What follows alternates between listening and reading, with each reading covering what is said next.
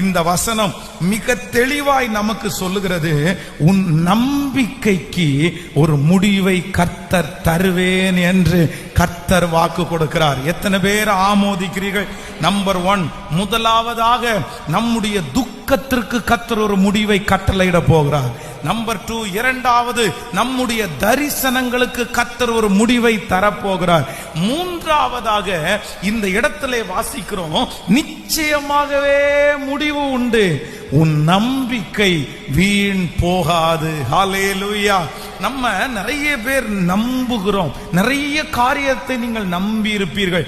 பல மாதங்களாய் வருஷங்களாய் ஆண்டவர் சொல்லுகிற வார்த்தையை நம்பிக்கொண்டே இருந்திருப்பீர்கள். ஆனா நம்புறது போல எதுவுமே நடந்திருக்காது. அப்படியே என்னுடைய நம்பிக்கையெல்லாம் வீணாய் போச்சே, நான் இத்தனை வருஷமா நம்பிட்டு இருந்தேனே, இனி அது எப்படி நடக்க போகிறது?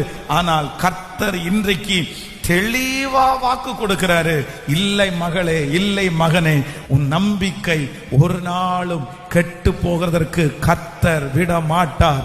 உங்களை குறித்து கர்த்தர் நம்ப பண்ணினதை கர்த்தர் நிறைவேற்றுவார். உங்கள் பிள்ளைகளை குறித்து கர்த்தர் நம்ப பண்ணினதை கர்த்தர் நிறைவேற்றுவார். உங்களுடைய எதிர்காலத்தை குறித்து தேவன் நம்ப பண்ணினதை கர்த்தர் நிறைவேற்றுவார். ஹல்லேலூயா. சாதாரணமா நமக்குள்ள நடக்காத ஒரு காரியத்திற்கு நம்பிக்கை வராது. கண்டிப்பா நம்பிக்கை வராது. ஒரு நல்ல ஜெபிக்கிற பிரதர், ஒரு நல்ல ஜெபிக்கிற சிஸ்டர் ஒரு காரியத்தை உங்க மனசுக்குள்ள ஒரு நம்பிக்கை வருதுன்னா நீங்க அதை கேர்லெஸ்ஸா எடுக்காதீங்க. சாதாரணமா உங்களுக்கு அப்படி நம்பிக்கை வராது. என்னுடைய கணவனார் கண்டிப்பா ரட்சிக்கப்படுவார் அப்படின்ற ஒரு நம்பிக்கை உங்களுக்குள்ள ஆணித்தரமா இருக்கா?